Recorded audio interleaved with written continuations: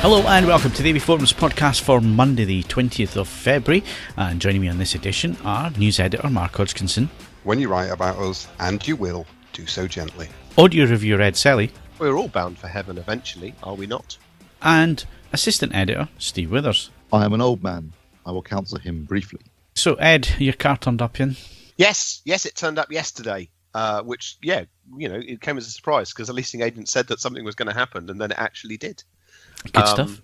So did it actually turn up as it was supposed to turn up? Was it the right colour? Did it have the right amount of doors? Did it have all the extras you wanted? Correct colour. It has the correct number of doors. It has the same absolutely incomprehensible Sony system that's been fitted to a couple of... Oh yeah, the one with 78 buttons. You wish. It is... I mean, it's one of those things where, it's straight out of Dixon's. It is largely incomprehensible. I knew that when I signed on, and because I'm feeling especially sad, we've also sorted the Recaro child seat, which is in exactly the same finish as the actual car interior. Brilliant. See, that's the type of shit I would do. As soon as I got the Mustang, I went and bought the T-shirts and everything. Key rings and T-shirts and all that. You go and get the child's Recaro seat. Brilliant. I like it. Well, in fairness, because. The fronts are Recaros. I don't know if the rear is. The Recaro is about the only one that fits into. You need to. It's a car designed with thin people in mind and thin children. I was just going to say, Ed, and I didn't want to be, I didn't want to embarrass you in front of our listeners or appear to be, offensive in any way. But man. You're a big guy like me, so and those Recaros, they're made for slim people. Do you know what? I think they are exquisitely comfortable. They're actually very similar to the ones in the car it's replacing, so that's not too much of a thing. But the rear seats, you might be able to get three sort of supermodels or short supermodels width-wise across the rear seat. Pygmy supermodels. Yeah, basically. But no, it's great. It's not much faster than the old car, but unlike the old car, you can pretty much then travel at that speed everywhere. It's cornering speed. It's not about speed. It's not about speed with the ST. It's about how it corners and how it handles, and it's like it's on rails. It's like a Skeletric car. Yeah, it is. It's like a go-kart. It really is. You'll be having fun, lots of fun with that. I was just going to say, are you going to run it in? Are you going to do the 500 or the 1,000-mile run-in? Not really. As I say, this isn't my car. It's a 3-year rental. So, I'm not going to do anything stupid, not least because it's abundantly clear from just a little experiment yesterday that if you press on, shall we say, it does do many more miles to the gallon than your Mustang. No, it won't. No, I won't be doing anything ridiculous in it, especially as my son will be in it for large portions of the time.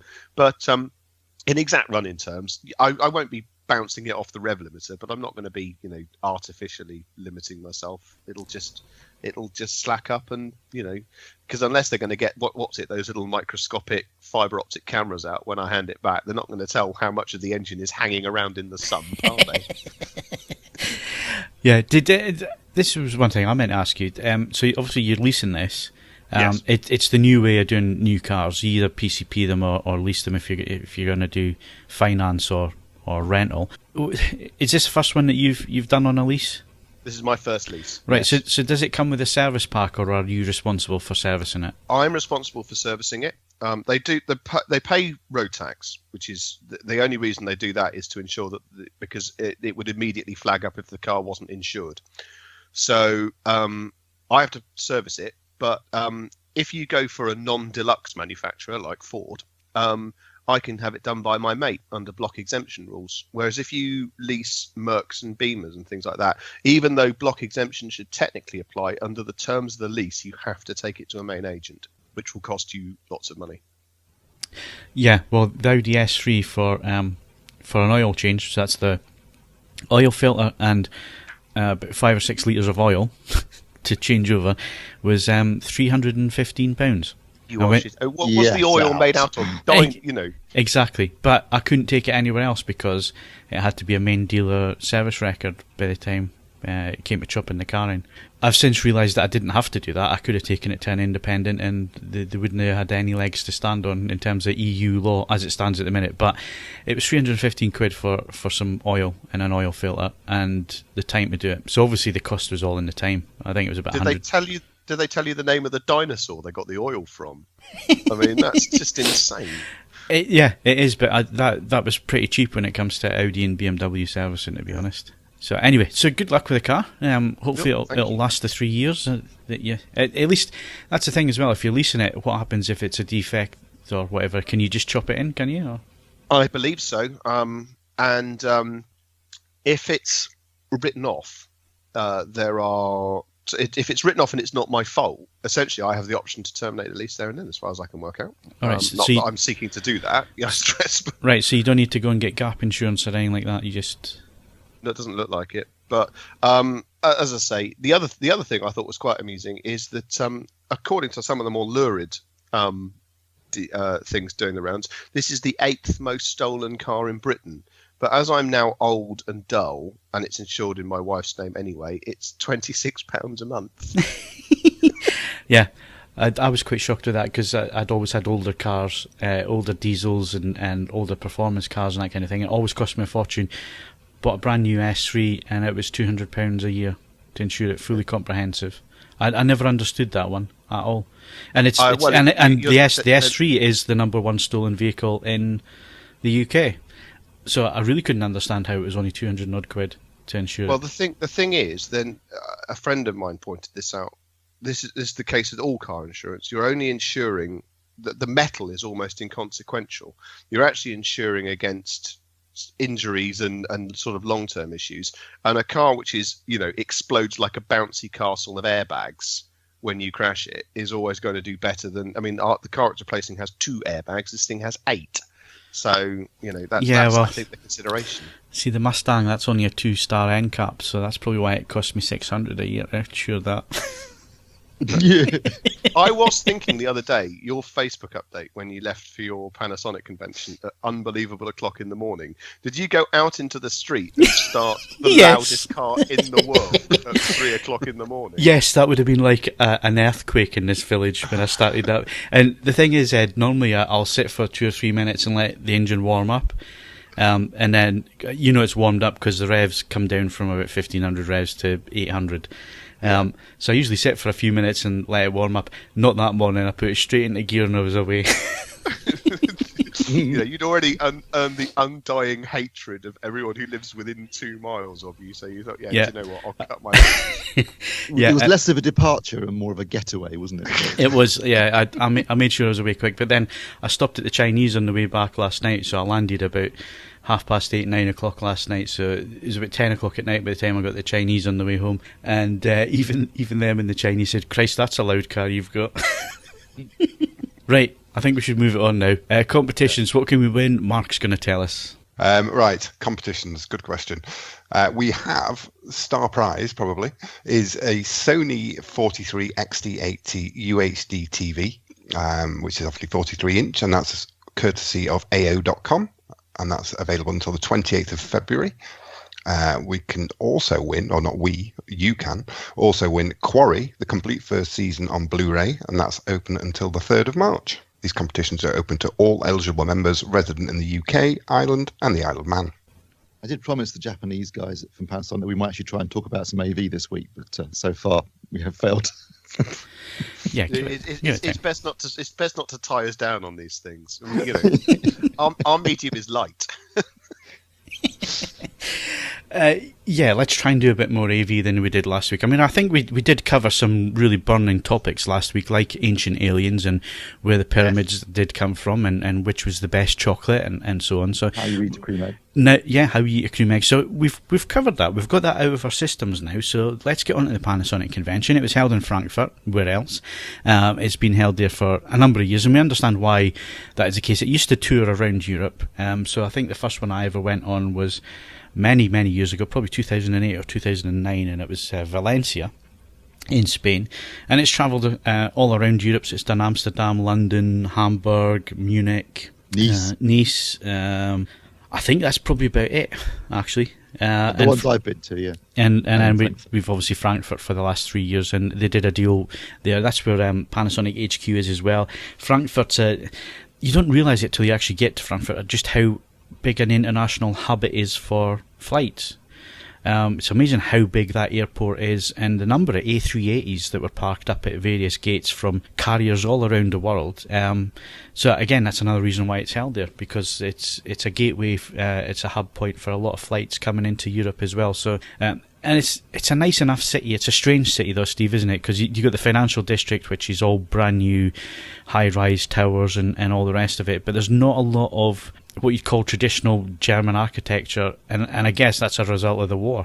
Yes, and my wife did inform me that there is an old section that we obviously didn't see, that we missed during 1943 to 1945, but the majority of it is very new and for obvious reasons. So it's kind of, it does lack a bit of character, doesn't it? It feels like, the bit we were in particularly, it felt like wandering around Docklands, didn't it, in London? Yeah, all very it does. New buildings, Yeah. high rises, that kind of stuff.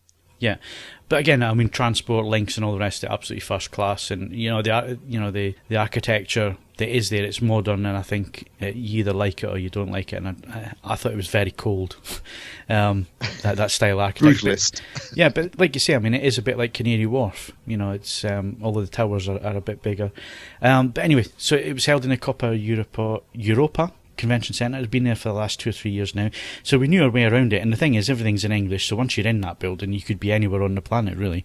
It doesn't feel like you're in Germany, because everybody's speaking English, everything's in English, and you do the usual breakout tours and walking around the new products and seeing all the different lines. And one thing that was very clear this year, it's becoming clear over the last few years, Steve, and that is the efficiencies of Panasonic now. They've gone from being a company which produced lots of TV lines, lots of white good lines, lots of various products at various price points. They now have made their production really efficient, as in a lot of these products share components and internals, and they're built to certain price points. And when it comes to TVs, there's very few in the lineup now, because they don't sell into North America anymore. So they only have Europe, the UK, Japan, and other sectors. They really have gone for efficiency this time around, and this year that really came across this year. Yeah, it's a very streamlined TV range, which isn't surprising given the way that the TV market's been going and the way that Panasonic now approaches TV production. But I think actually I welcome it, to be honest, because sometimes you get back in the old days when there would be, 10 or 15 different models with multiple screen sizes within that, and some of them were very, very similar to the other models, and you kind of were thinking, well, what's the point of that? I quite like the approach of having a relatively streamlined and simplified a range of models that just deliver what people want, and don't try to be all things to all people, but just try and do what you do well. And it looks like that's what Panasonic are doing this year, which I think is good. Yeah. So obviously the big secret, we were lucky enough at CES, although we signed our lives away. Ed signed his life away and then decided he didn't want to go in the room in the first place and went out and had a drink somewhere else. And I got the last can of Coke that Panasonic had. Do you know what? I was perfectly happy with the deal I got. I was quite content to sign my life away for a can of Coke by that point. But obviously we got a sneak peek back in January to the UK lineup, and obviously the new OLED TVs that were coming, the ones that were not announced at CES. So there was only the 65-inch EZ1000 that was announced at CES. So now we can freely talk about what we saw at CES behind closed doors and what was shown at a convention this week, which was the EZ950, or as it will be in the UK, the EZ952. 2 screen sizes, 55 and 65-inch.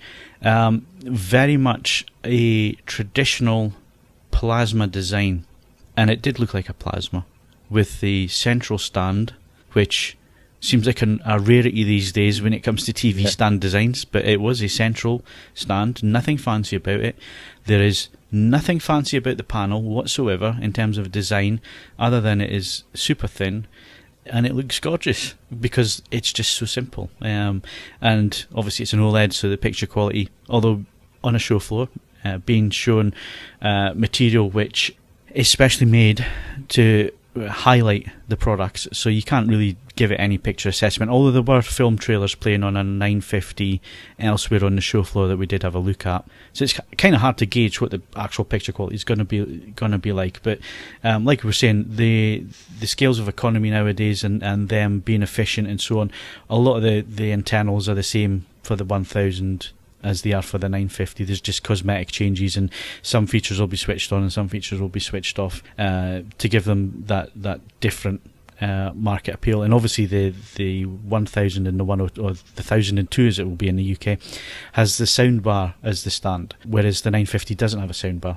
Although, funnily enough, there is a connector for it. Yeah, that's true.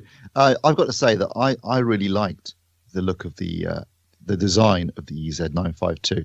I like you, Phil. I think I really like the old school approach of the simple classic central stand, which I think people are going to like because that makes it much easier to install than when they've got feet at either end, which has become very common these days. I like that a lot. Interestingly, I don't know if you, I know they'd mentioned this to us when we were at CES, but because the panels that were being shipped by LG Display have been designed to sort of be used with these wide stands that either are the entire length of the panel or have feet at either end.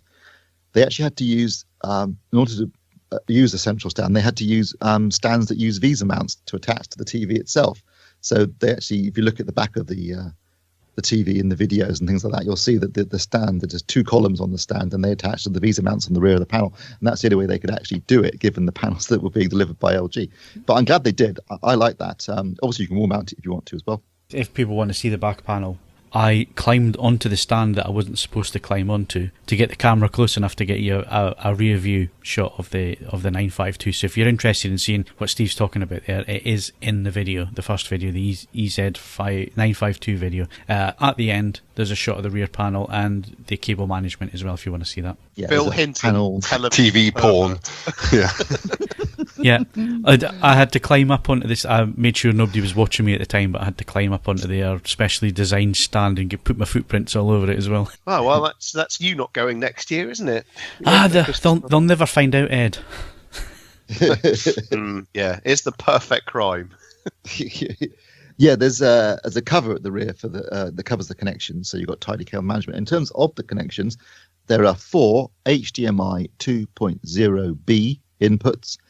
And according to Panasonic, and they didn't want to absolutely confirm this at the time, I got 2 conflicting messages, but basically the problem was because HDMI 2.1 is so new, it was only announced in last month in January at CES, because it's so new, they don't want to absolutely confirm they can do this, but they're pretty sure that they can upgrade the HDMI 2.0B inputs to HDMI 2.1 via a firmware update. So that's good news for anyone who's concerned about that. That will also apply to the EZ1002. In terms of its pictures, Phil said, you can't really tell that much from a show floor. I think it looked great, but obviously we need to test it because they are making various claims. They were saying they changed their tune slightly since CES, because at CES they were talking about the EZ1002 and saying it could deliver 800 nits on a 10% window accurately. Obviously, LG have been banding around 1,000 nit numbers. So now Panasonic is saying, well, we can also deliver 1,000 nits on a 3% window, perhaps a bit less accurately. But, I mean, it's the same panel, so we'd expect the performance in that sense to be identical anyway. I think they were just being a little bit more honest about the performance levels. But what they are making a big deal about is the color accuracy on these TVs, on these new OLEDs. They're using the HCX2 processor, which means that they expect to deliver superior performance just above black than perhaps we saw last year.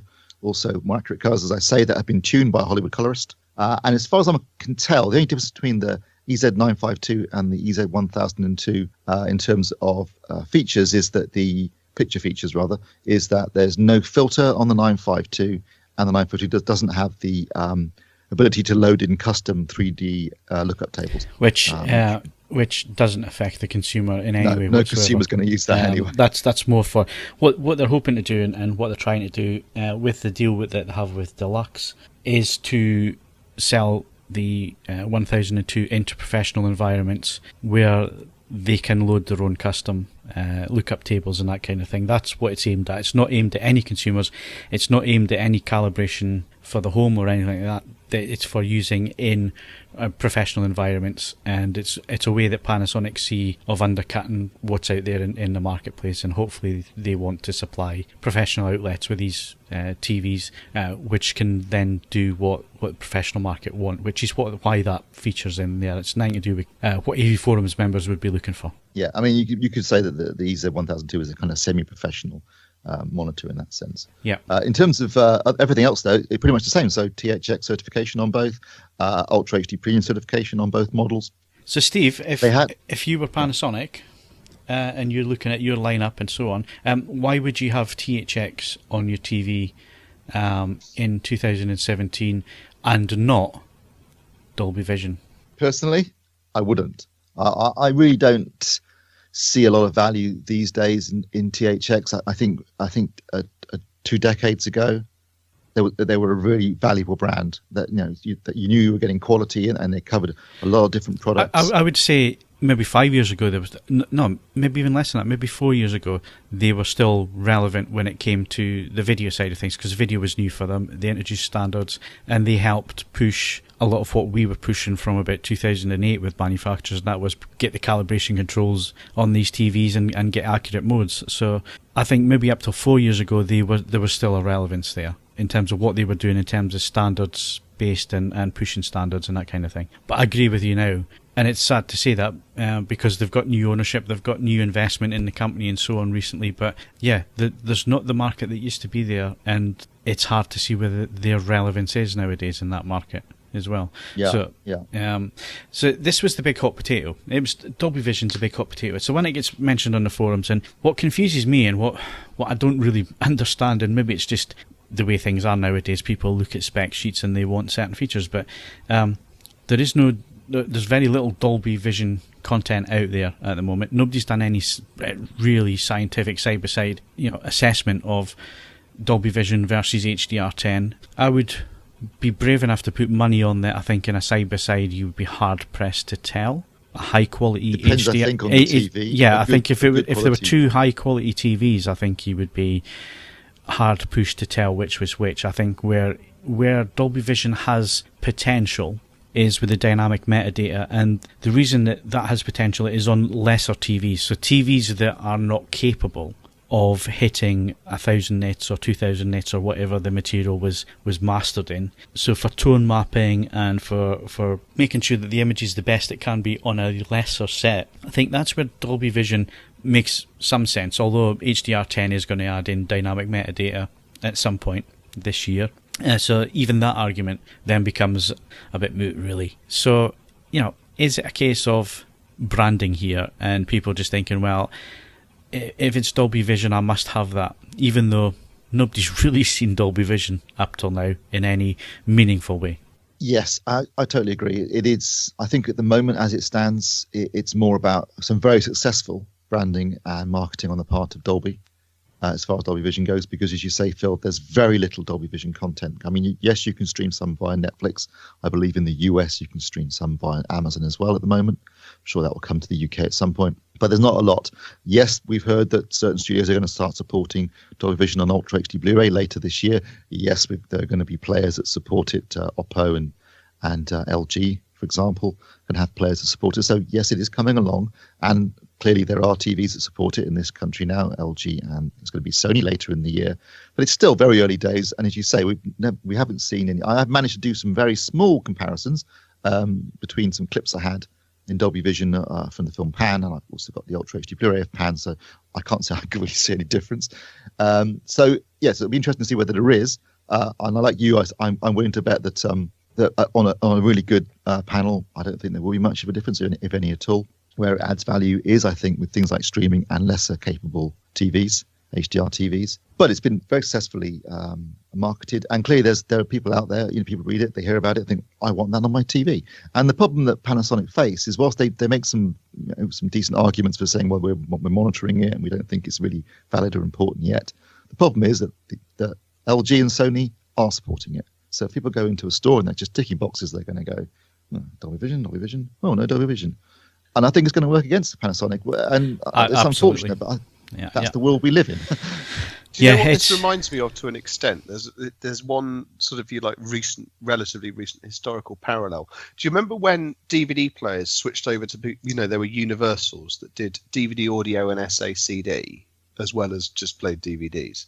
Now, in the absolute sense, it made not the slightest iota of difference, because the number of SACDs that normal people owned you could have counted them on the fingers of one knee.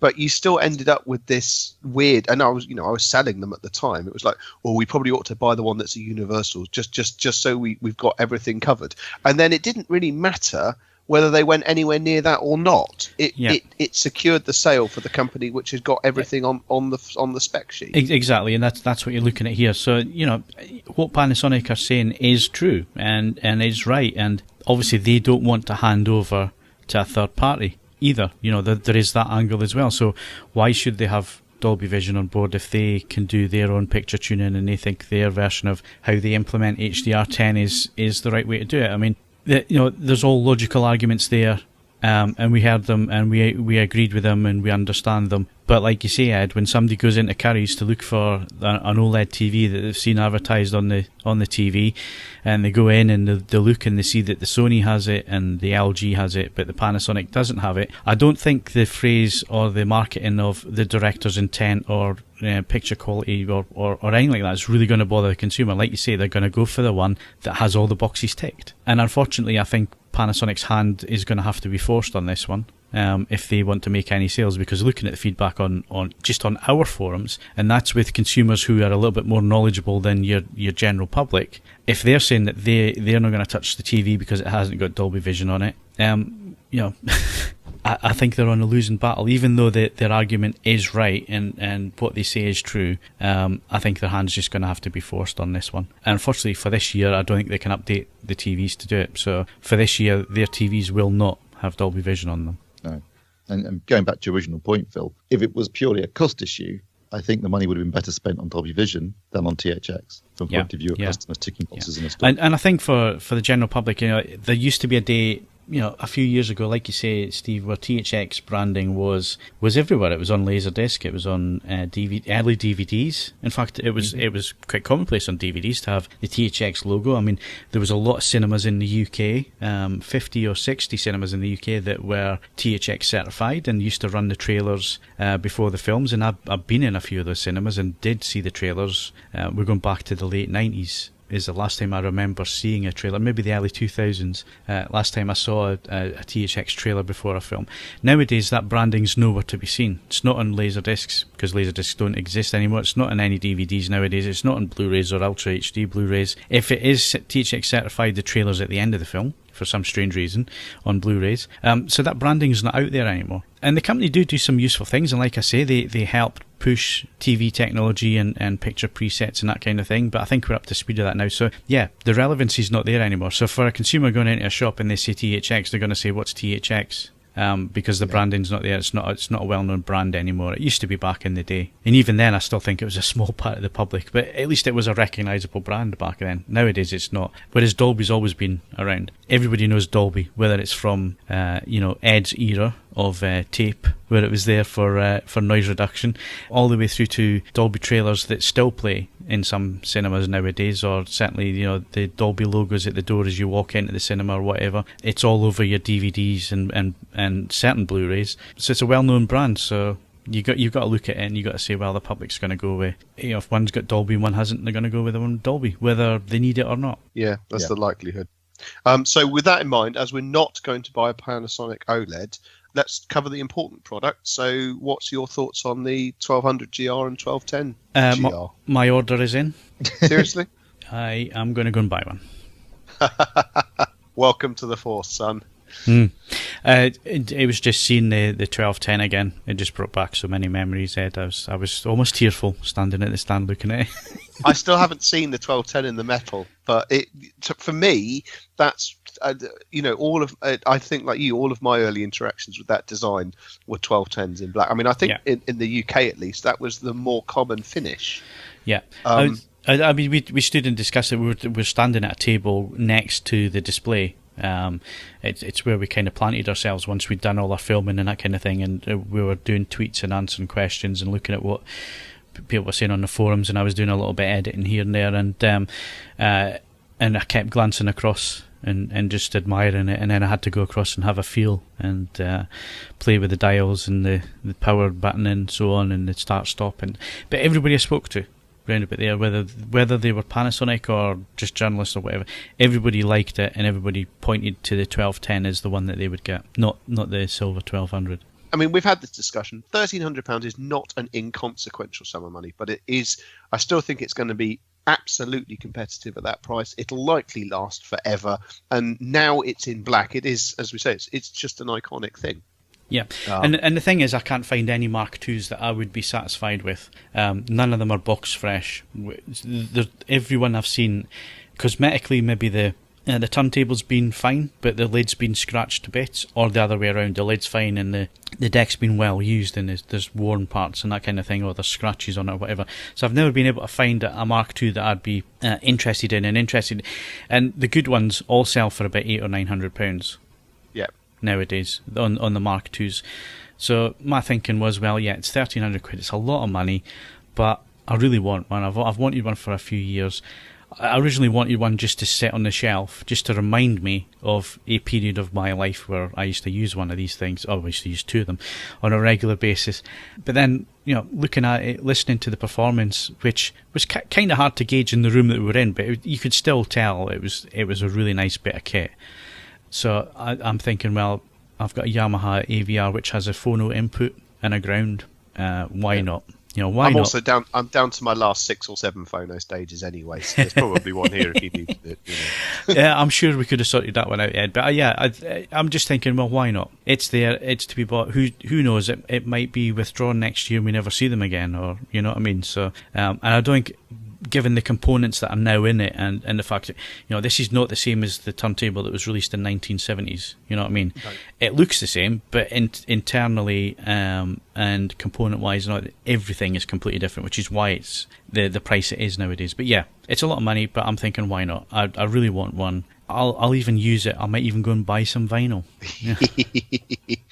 It's a slippery slope, but no, you're preaching to the converted. I completely understand the reasoning. So I look forward to that. I guess the only other thing we need to really cover, Steve, from the convention that's not going to be in any of our videos, and there's 2 more videos to go up. There's one for the LED TV lineup, which should be up over the weekend. Yes, I'm going to be working the weekend yet again. So there'll be that one. And then there's one with the translucent or transparent OLED. Depends on which one you can spell, I guess. Yeah, this is something we actually saw a couple of years ago at CES, but they were showing it again. So it's a translucent or transparent, depending. Actually, it doesn't have different modes, so it can be completely transparent or it can be translucent, where you can see the image, but what's behind it as well. Or it can be just an image and you can't see what's behind it. Or that, in actual fact, depending on how bright the object is behind the TV, you could see it even in that mode. It's a little bit reflective too, so it's a prototype. This is not something you're going to be seeing in the stores. Yeah, I mean, the first thing that Matt said to me is, I think it was Matt that said it's not the picture quality that they would put out on a finished product. It's far from it. I think the line was, you wouldn't see blacks like that from Panasonic, and it was really milky blacks and all this. It's a concept screen, but the concept's cool as hell. Yeah, very cool. I mean, and I can see definite areas where that kind of technology can be applied. Things like see-through fridge doors where you've got displays on them, or windows where you want just, then what the weather and news information, or just to watch the news. There's lots of areas where it could be applicable. But obviously from an absolute picture quality sense, yes, it's not there yet. But it is really cool. The other thing that we got a chance to talk about while we were there, and there was some interesting little developments going on in terms of the Ultra HD Blu-ray players, because obviously they're launching the 400 and 300 this year, and doing some firmware updates for the existing 700 and 900 to bring them up to spec with the new players. But they've added some quite cool features. So first of all, I think a lot of people who bought the 900, 700 were slightly disappointed that you could only output at 12-bit, even though the discs are encoded at 10-bit, because this was causing banding on some of the older HDR TVs. There will now be a feature where you can select 10 or 12 bits. That's good news. They've got their new HDR feature where you can increase the brightness for watching HDR during daytime. Basically, it's like a daytime mode for HDR. That's quite clever, I have to say, having seen it demonstrated. And for people that have been sort of saying that they found HDR to be a bit dark in a bright room, and these things are graded in dark rooms, obviously. So with anything, I think, we've said this before many, many times about watching. For the best picture quality, we need to be in a darkened room. That's why we do 2 different modes. But not pitch black unless it's a projected image. Yes. There has to be some light in the room, so not pitch black. Some bias lighting would really help. But yes, it needs to be in a dimmed room, because that's the environment in which these films are mastered and graded. And that's why we provide daytime and nighttime settings in our recommended settings videos. So that's what Panasonic are trying to do here in terms of HDR, to give you a kind of a daytime option. It's quite clever, and that's going to be on. That's already going to be on the 400 and 300, and it will be added to the 700 and 900 as well at some point this year. Should point out that on the remote control for the new players, there's actually an HDR button, so you can access it directly, but you have to do it through the menu system on the older players. That's the only difference. And there's also going to be a feature, which is a very strange feature, but obviously they're going to be outputting HLG via streaming or USB. I assume it's certainly not going to be on an Ultra HD Blu-ray, but HLG output, and they can convert HLG to PQ, so HDR10 effectively. Now, they did say that's for people who have an older HDR TV that's got HDR10 but doesn't have HLGs, so you could output it as HDR10 instead. But they did point out that since the PQ curve is the absolute sort of curve, and both SDR and down-converted SDR or HLG would be within that they suggested it would probably better off just if you're watching HLG content, but your TV doesn't support it, you're better off doing an SDR down conversion, they said. But the feature is there if you want to give it a try. So yeah, some interesting things going there. I did ask them about stripping metadata. So the feature that's on the Oppo where you can watch, well, it doesn't work properly yet, but the idea is you can watch 4K, 10-bit, Rec 2020, but not have the HDR aspect, particularly useful for projection for projectors.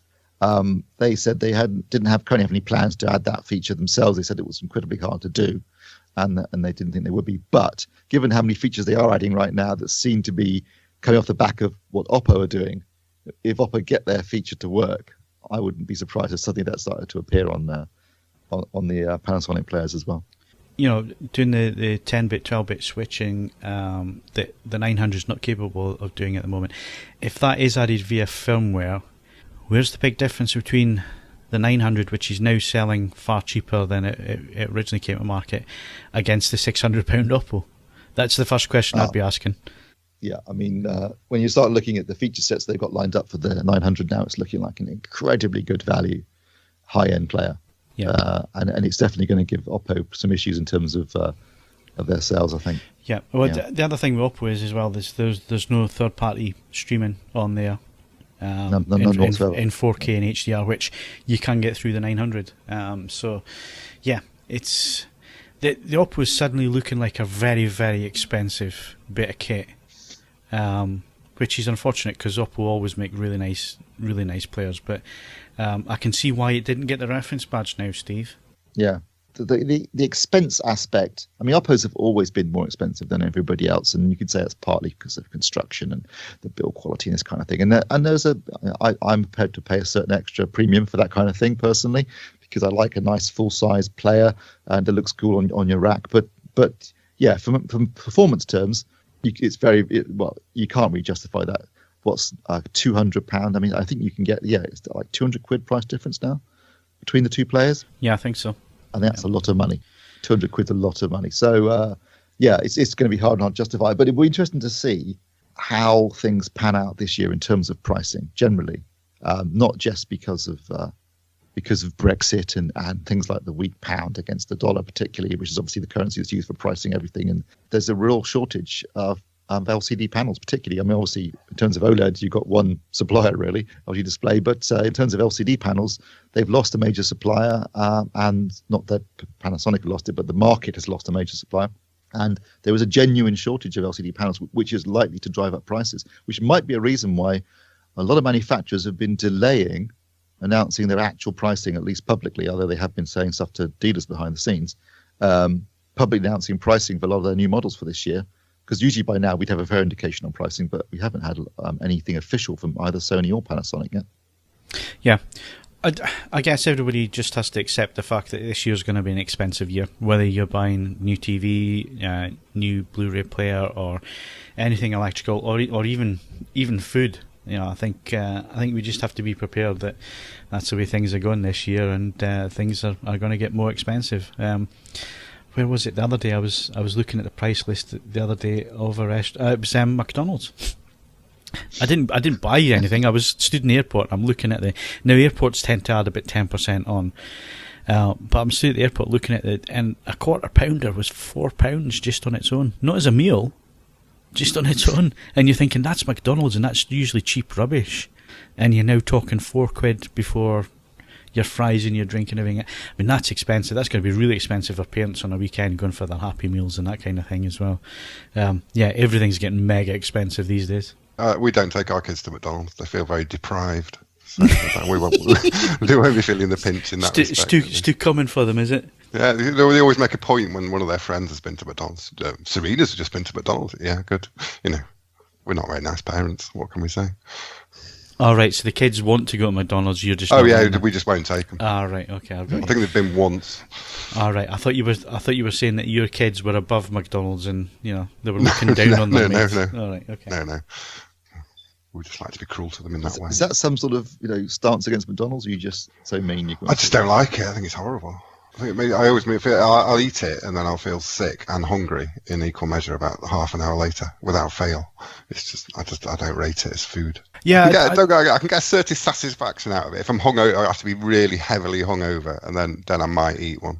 I think the last time I ate one was New Year's Day. Now you see, when you say that, I think their breakfasts are a good cure for the hangover. It's like having a full fry up. It's that kind of cure. I think that's the only thing I would these days get at a McDonald's if I was pushed as a McDonald's breakfast. Everything else just does not appeal to me. I think the last time we had a McDonald's was in Vegas, wasn't it, Steve? Yeah, it was horrid. And it was disgusting. It was absolutely disgusting. There's a time and a place for the double cheeseburger. It's not very often, but it's a well-proportioned, well-thought-out thing. We've had this discussion before. Is that the 99p one? It's now £1.49. You see, this is just what we're talking about, Ed. I think you were away at the door there for your courier, but we've just been talking about how everything nowadays is just so expensive, and I think this year we're just going to have to expect that we're going to pay through the nose for everything. Yeah, it's I don't know. I think actually, if we're pointing fingers at companies for price rises, McDick's have actually been pretty stable in how they've done it. I mean, I remember when I was a kid in the 90s, it was the standard burger was 49p, cheeseburger was 59p, and the double was 99p, and that's the best part of 20 years ago, and it's now £1.49. I can live with that as a price rise, but I agree with you. The other thing is that with all the fast food chains, the moment they're in critical locations, roadside service stations, so on and so forth, pricing goes bananas. I mean, the idea of a £10 KFC, for £10, I'd want chicken genocide. But if you order it in certain places, it's just not. It's nowhere near that. It's very disappointing. Yeah, service stations just a captive audience, aren't you? So they just take the mickey there. But I was just saying in the airport, I think again you were at the door picking up your package, but it was £4 for a quarter pounder. No, that's just ridiculous. When you think about McDonald's, that's just ridiculous. And it's not just McDonald's, it's everywhere at the minute. Prices are going up. And I'd hate to see where we are in the middle of the year. I mean, I don't want to see petrol going any higher, but it would not surprise me if we hit 150 this year. By the end of this year, if we don't hit 150, I'll be surprised for petrol. I can see that coming, and diesel will be even more expensive because they're trying to phase diesel out now. So quite a few cities are saying that by 2022 or 2025 they're going to ban most combustible engines from their city centres. Well, good luck with that. Yeah, that's what I thought as well. Bring on the revolution, people. Well, by that stage, actually, your car will be part of main force patrol as we try and protect the remnants of civilization in the post-Trump world. Yeah, the last of the V8 Interceptors. In bright blue with black stripes. Right, let's move on because we're rapidly running out of time yet again. The only thing that we really need to discuss is it's going to be a bit unusual next week because the podcast is going to come out a little bit later on Monday next week, so it won't be getting published at midnight because that'll only be a couple hours after we've recorded it because of the Bristol Sound and Vision show. So we're going to record on the Sunday evening, so we can talk about the Bristol Sound and Vision show. So the podcast will be a little bit late on the Monday. It might be the Monday evening before it starts dropping into your iTunes or wherever you get it from.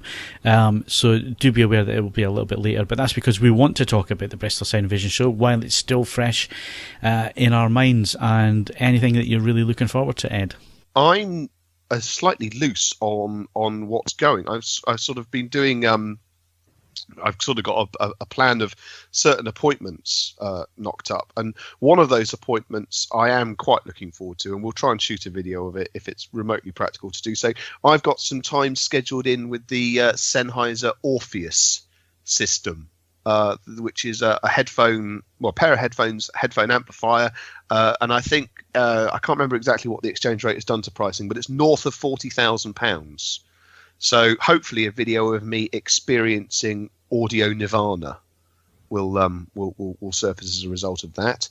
I have to say, every year, the thing that will impress me the most at the Bristol Show has either barely been mentioned or not announced at all in the run up to it. Last year, the things that I thought were the best items at the show were the Mission LX2s. It was the first time they'd appeared anywhere, and they were absolutely outstanding. And the other item, which we've also reviewed in the interim time, was the Neat Iota Alpha, which, as I say, it was the strangest looking speaker at the show, but it was also undoubtedly one of the very best. So I have every confidence that right at this moment, a company somewhere is busy battling a pre-production sample into a sort of working condition, or so on and so forth. The product that's going to impress me most, I haven't heard it yet, or I don't know about it yet, but it's going to be there, and you can make sure, and be under no illusions, we'll make sure that everyone else knows about it. And of course, you can't complain about not being able to make videos now because you've got some new lights. I do. I've been sent an LED thing, so I now am going to look more like it's actually more like the having briefly assembled the Osmo with all the bits on it, I now look more like Bill Paxton's character in Aliens. So with the alien sweeper device. So I'll still look like a complete arsehole. But, yes, the whole idea is that even in the light, unfriendly environment of the Marriott, we should hopefully be able to get some clear and cracking footage. We should have got you and Steve, because you're both going to be walking around there with the same rigs. We should have got you the grey boiler suits, the Ghostbusters grey boiler suits.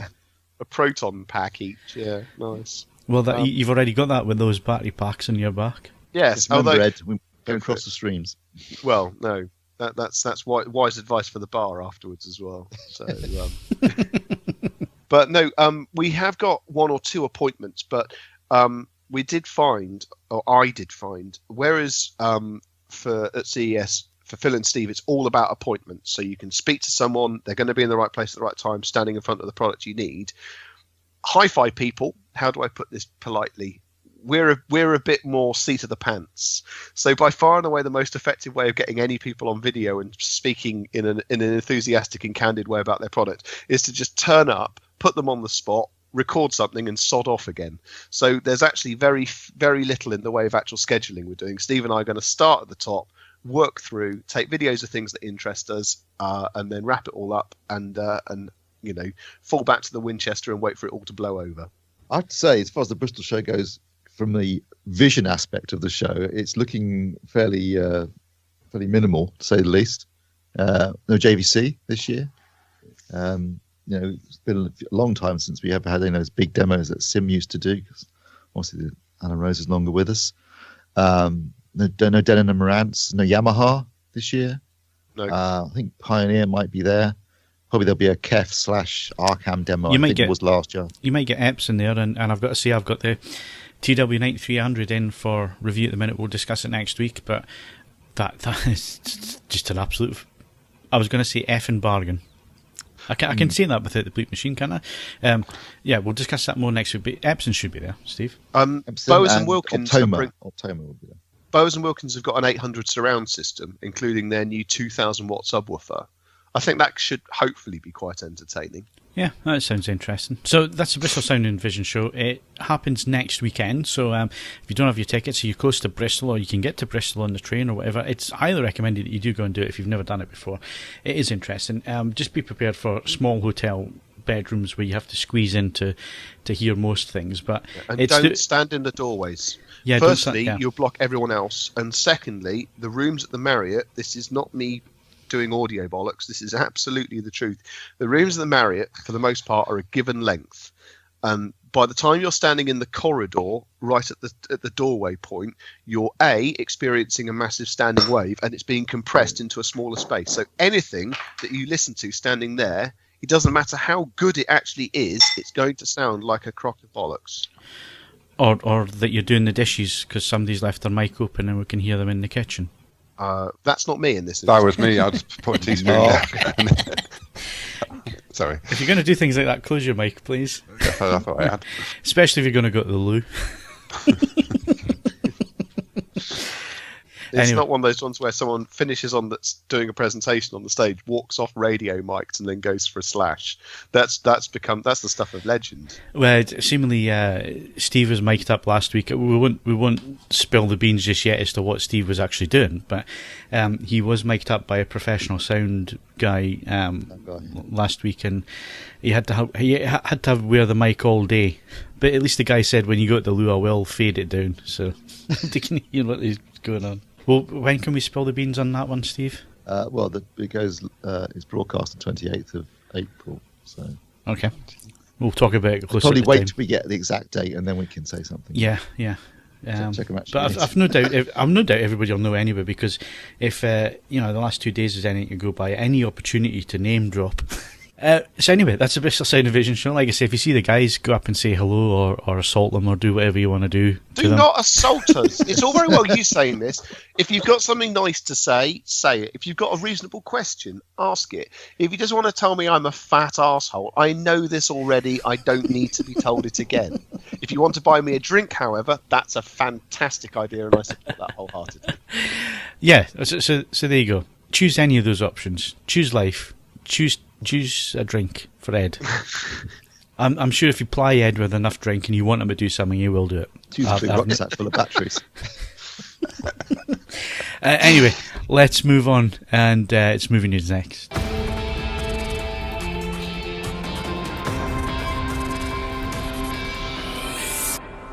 So February is still around. We've still got another week and a bit, and I am in profit this month when it comes to unlimited card. So I'm well chuffed, and I'm even going to go and celebrate this afternoon probably, and go and catch John Wick 2. So I'm in a good place when it comes to my unlimited card. What about you, Steve? Have you been at the cinema? I haven't been to the cinema this year. So It's almost like we swapped places here. This is unusual. Yeah, no, yes, I need to start. I need to start going to the cinema a lot more often. Especially, or stop paying for a monthly card. Well, I think you need to go to the cinema a bit more often if you're going to be doing your monthly movie roundup, don't you? Yes, probably would be helpful. It's just an odd suggestion. That maybe if we're going to talk about things, that you actually go and see them. Yes, I'll try and go a bit more often. No, do or do not. There is no try. I was going to say, what did you go and see? When? Or when you used your card again? Well, I've seen Trainspotting twice, and what did I go and see the other day? Lego Movie, Lego Batman. So yeah, I'm up as far as I'm concerned. What do you think of Lego Batman? It was Batman, and it was Lego, and it was Will Arnett doing his Batman, which is absolutely fantastic. It's a kids' film, so there's no getting away from the fact that it is a kids' film. It's got a very, very simplistic plot. The message in the film is hammered home, as you would expect in a kids' film, where repetition seems to be the thing with kids' entertainment. So the same story, of loneliness, solitude, family, and all that kind of thing.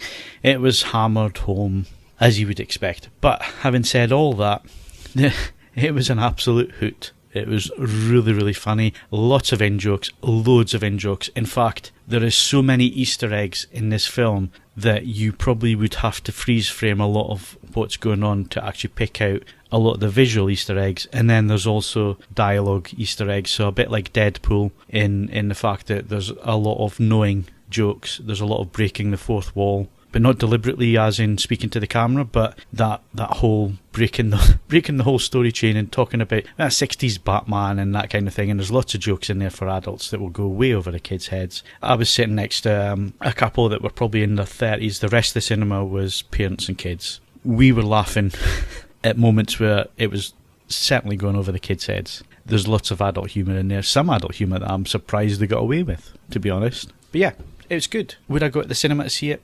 Well, I did. But obviously, for you guys that haven't gone to the cinema to see it, I would just pick it up on UHD Blu-ray or on Blu-ray. I don't think it's... well, obviously you've got kids, Mark, so you're going to take your kids, aren't you? But if you haven't got kids, you're not making any special arrangements to go and see this. I would just pick it up on disc, because it'll look gorgeous on disc. It looked gorgeous in the cinema, digitally projected. It's going to look great on disc. It's got a fantastic soundtrack. Again, there's lots of Easter eggs in the soundtrack. Lots of stuff from 60s Batman, a lot of stuff from the 90s Batman films, the Tim Burton films and the George Clooney stuff and all that. It's all in there. If you're a Batman fan, if you're a comic book fan, there's probably even more stuff that went over my head because I'm not a comic book fan. But there's lots and lots and lots of in-jokes. It's played for fun all the way through. It's not serious in any way. And the best bit for me is a bit that was used they used it a little bit in the trailer, so I'm not really spoiling it, but it's a conversation between Batman and the Joker where Batman's telling the Joker that, no, you're not my number one enemy, and you're not my, you're not the ultimate. And it's just, that is so funny. But it's just a little snippet in the trailer. It's actually plays out for quite a long time, and it's the reaction of the Joker. It's absolutely brilliant. So yeah, recommended. But it's not one, unless you've got kids and you're going to go to the cinema, it's not one that you really desperately need to go to the cinema for, because the thing that really annoyed me was I turned up earlier than I should have and had to sit through, well, I actually sat on my mobile phone, but sit through adverts for kids' toys and kids' films and trailers for kids' films and all the rest of it, which was annoying. I'd much rather have just walked in as the movie was starting. I'd give it 8 out of 10, I think. I think if you're a comic book fan, you might get a bit more out of it. But lots of in-jokes, lots of Suicide Squad stuff and other superhero movies, and the way they talk about Superman and portray Superman as well is really, really funny. So yeah, lots of really good jokes in there, and good adult jokes, you know. But yeah, I think it'll look stunning in UHD Blu-ray. Absolutely stunning. With an Atmos soundtrack, it'll be great. A lot of people asking if it was as good as the Lego movie. No, it's not. But the Lego movie had a lot more to play with. Then obviously you're going like down a singular route here with the Batman franchise, so you can't pull for as many things as the Lego movie could. So no, it's not as good, I would say. I much prefer the Lego. If you're talking about which was the better film, I would go with Lego movie. That's not to say that Lego Batman is not good. It is. It's really, really good. It's just not the same type of film, and I don't think it'd be fair really to compare them, to be honest, because, like I say, Lego movie had a lot more to pull on in terms of jokes and stuff, which is why this movie got made, because obviously the Batman character stood out. Yeah, get on disc. Excellent. So, right, well, that's as instructed. I probably will. I mean, my wife has seen some of it because she took the boy, but his attention span generally lasts as long as there's popcorn to eat, and then after that point, he generally gets bored and wants to go and do something else. But she liked what she saw. So, that sounds like his dad in beer. Yeah, pretty much. I was about to say that. Pretty much. The difference is that he's annoyingly thin. So yeah. But it's, as I say, she, as you know, has turned in some slightly sour reviews of films over the last 12 months. But she said it looked quite promising, so there is that. So yeah. That's good. I'm glad she's on the same page as me. I'd hate to be on the opposite, because then it means one of us is wrong. Anyway, moving on. What can we go and see? Well, obviously I'm going to go and see what's his face today, the second one, John Wick. Going to go and see that today. Hopefully, go and see that today. If not, I'll see it on Monday. But this week, this Friday, opening up, is there anything that's worthwhile going to see? I think Marky Mark might be back on the big screen. He is. Marky Mark's back with the same director, in fact, that he worked with on Deepwater Horizon and actually Lone Survivor. So Peter Berg directing, Marky Mark starring in Patriots Day, which is the story of the bomb attack, the terrorist attack on the Boston Marathon a few years ago. But then it's interesting that it's set in Boston and that Marky Mark is from Boston. And did he executive produce this by any chance? Yeah, I think this might well be. He's been pushing this particular film because, obviously, as you say, he's from Boston and this happened in Boston on Patriots Day. I assume that's why it's called that. But I mean, initially I was that looking forward to Deepwater Horizon. You know, okay, I know what happens. Actually thought it was a really good film. Probably the best disaster film I've seen in years. I've got to agree with you there. Real events. I caught up with the UHD over last weekend, and I've got to say that is the most staggering Dolby Atmos experience I have had in the home yet. That sound mix was phenomenal. It's the first time I have ever physically ducked down to a soundtrack because I thought something was going to take my head off. And it is so loud. There's so much sound pressure in the room at one point that I could hear the tiles rattling on the roof of my house. And I had to go out and check that none had fallen off. It's a superb soundtrack. And the film, like you say, it's a bit like Titanic. You kind of know what's going to happen, but the way they play it out is really, really interesting. The fact that they stick to just a few characters and really focus on them and give you a little bit of a backstory to it, I thought that worked in its favour, because you could then follow. You're not following 15 characters. You're only following 4 or 5, and I think that makes it easier in something like that kind of movie where. It's all going to hell in a handcart. You need to focus on the characters you want to focus on. I thought they did that really well with that. Yeah, I think I agree with you. I think they did a great job. So, having based upon that, and I did quite enjoy Lone Survivor as well, which was also directed by Peter Berg and starred Mark Wahlberg. So, I think it might be a very good film. It's got an interesting cast. It's got people like John Goodman and J.K. Simmons in it as well. And I'm sure it'd be an interesting, because then they did get the guy fairly quickly afterwards, so it should make for an interesting police procedural drama after the initial events of the day. So that's something that's worth checking out if you're interested. And the other film. Yeah, got Irish. Stephen O. Withers there. The other film opening this Friday is A Cure for Wellness, which is directed by Gore Verbinski, who made the first 3 Pirates of the Caribbean movies, among many other things. And I've got to say, I've seen the trailer and I'm still none the wiser as to what this film is about. I can read for you the basic premise. An ambitious young executive is sent to retrieve his company's CEO from an idyllic but mysterious wellness centre at a remote location in the Swiss Alps, but soon suspects that the spa's miraculous treatments are not what they seem. It stars Dane DeHaan and Jason Isaacs and Mia Goth. And that's about as much as I can tell you about it, really. As I say, I did watch the trailer, but I'm none the wiser. So, like I say, time really rapidly moving on. We're turning it a feature-length production as it is. Blu-ray releases this week, Steve. Yeah, we've got Inferno, which is the third of the Robert Langdon novels by Dan Brown, with Tom Hanks running around Florence this time, trying to find a cure or trying to find a device that's about to release this disease, this virus that's going to wipe out half of humanity. Which I watched last weekend, actually, and quite enjoyed. How do they know it's going to wipe out exactly half of humanity? Yeah, it's designed to wipe out half of humanity. But basically, the concept being there's too many of us, and we're overpopulating the planet, and we're destroying the planet. And this guy said we need to wipe out half of it. Which is true. Yeah, it is true. Yeah, I know. Well, I don't actually disagree with his theories, but maybe his way of doing it was a bit nasty. Anyway, that's out on Blu-ray and Ultra HD Blu-ray as well. We've got Free State of Jones, which is a new film with Matthew McConaughey, set, I think, during the American Civil War, which otherwise I don't know much about, really, other than it's had quite good reviews. And Matthew McConaughey has been going through a bit of a renaissance of late since he won the Oscar. We've got I Am Not a Serial Killer, which is about a young boy who has serial killer tendencies and thinks there might be a serial killer living in his town and investigates. It also stars Christopher Lloyd, which got good reviews from Sharuna.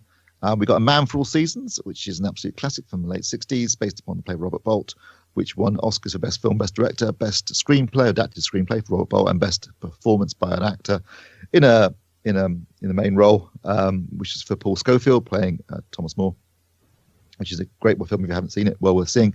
And I put this on the list just because it's something that I absolutely loved as a kid, and it's getting released on Blu-ray, and I thought, I have to get that, which is Journey to the Far Side of the Sun, which was a live-action film made in the late 60s by Jerry Anderson. And if you haven't seen it, it's an absolute mind-bender of a movie, really great. So $7.99 on Amazon, get it, check it out. I think it's a great movie. Now, I'm not Brian Cox. We make this clear, but don't we visit the far side of the sun every 6 months or so as we travel round it?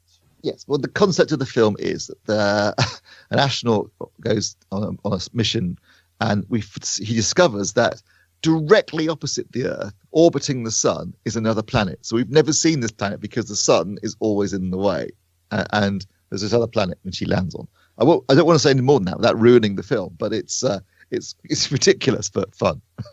Right. Well, there you go. That's me. That's me put back in my box. Yeah, it could happen, Ed. You're talking to the ancient alien expert Yeah, there. yeah. I believe there's a new episode that I need to watch. According to you, Phil. Well, no, it's a new series that I discovered on TV the other day. I think it might have been around for a while. Ed's more than likely has seen it, because Ed always watches shit TV. But Hangar One, have you heard of it, Ed? No, I haven't heard of that. The UFO files, and seemingly it's the files of UFO sightings across the world, and this team called MUFO or MUFO go and investigate it, and of course, the investigations are unbiased and not tainted in any way by scientific in every respect. Well, that's good to know. I'll bear that in mind. Did you see the air crash investigation on Monday? You'll have to remind me. The Afghanistan 747. Yes, I did. How depressing was that? Just a little. But not enough packing straps. Yeah, but that footage has been on the internet for a number of years, and it's fascinating to watch. I mean, it's sad that what happens in it? It's sad that 7 people die. It's a cargo plane, Steve, converted 747, and it's carrying military armored vehicles, and it's how they've been tied down in the plane.